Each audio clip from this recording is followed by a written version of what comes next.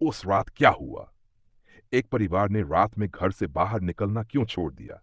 आइए जानते हैं इस वीडियो में। शर्मा परिवार कई सालों बाद साथ में छुट्टियों पर निकल रहा था। परिवार में 5 लोग थे। राकेश शर्मा पिता, नीलम शर्मा, आदित्य 7 साल का बेटा, काव्या साल की बेटी। दादी शांति देवी मंजिल थी। एक पुराना हिल स्टेशन जहां राकेश बचपन में अपने माता पिता के साथ जाया करता था। शाम के समय उन्होंने कार से सफर शुरू किया। शुरुआत में सब कुछ सामान्य था, हंसी, गाने, बातें।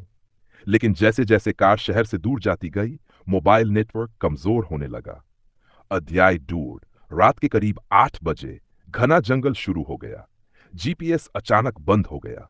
शायद नेटवर्क नहीं है, राकेश ने कहा और कार धीमी कर दी। कुछ दूर आगे एक संकरा रास्ता दिखा। टूटी हुई सड़क, दोनों तरफ ऊंचे पेड़। नीलम बोली, ये रास्ता ठीक नहीं लग रहा, कोई और रास्ता नहीं है क्या? तभी एक पुराना सा बोर्ड दिखा। 20 किलोमीटर आगे हिल स्टेशन। राकेश ने राहत की सांस ली। देखा रास्ता सही है। कार उस रास्ते पर मुड़ गई। अध्याय 3। अजीब एहसास। कुछ ही मिनटों में माहौल बदल गया।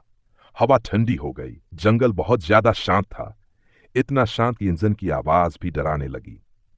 काव्या ने धीरे से कहा, मम्मी मुझे लग रहा है कोई हमें देख रहा है। नीलम ने उसे सीने से लगा लिया। आदित्य ने पीछे देखा, पापा क्या किसी की परछाई दिखी आपको?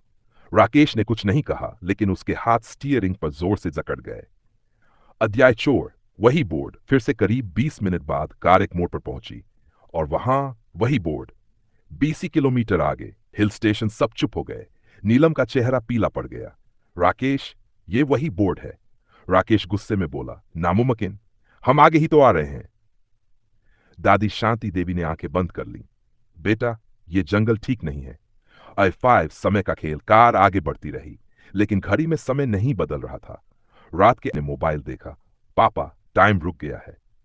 तभी कार की हेडलाइट में कुछ दिखा। सड़क के बीचों बीच एक आदमी खड़ा था। उसका चेहरा साफ नहीं दिख रहा था। राकेश ने ब्रेक मारा। आदमी ने सिर उठाया। उसकी आंखें काली थीं, पूरी तरह काली, और वह बोला, वापस नहीं जा सकते। अध्याय 6। पीछा आदमी अचानक गायब हो गया। कार फिर स्टार्ट की गई, लेकिन अब पीछे से कदमों की आवाज आने लगी। धप। नीलम रोने लगी। राकेश, गाड़ी तेज चलाओ।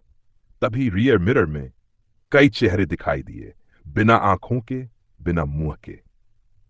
अध्याय 7। दादी का रहस्य। दादी शांति देवी ने कांपती आवाज में कहा, ये आत्माएं हैं जो यहां से कभी बाहर नहीं जा पाई। सबने उनकी तरफ देखा।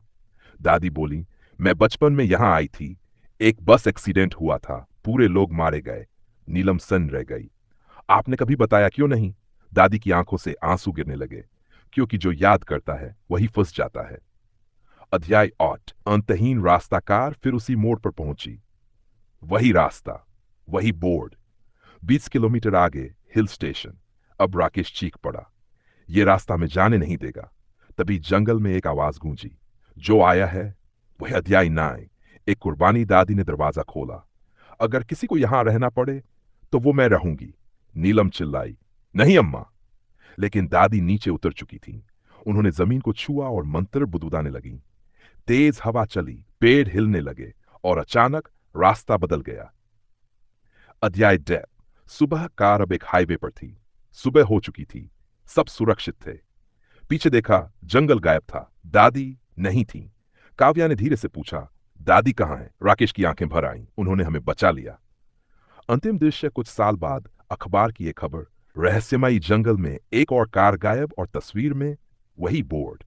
अगर ये कहानी आपको अच्छी लगी हो तो हमारे चैनल को सब्सक्राइब करें और ऐसी ही हॉरर कहानियां देखने के लिए जुड़े रहें।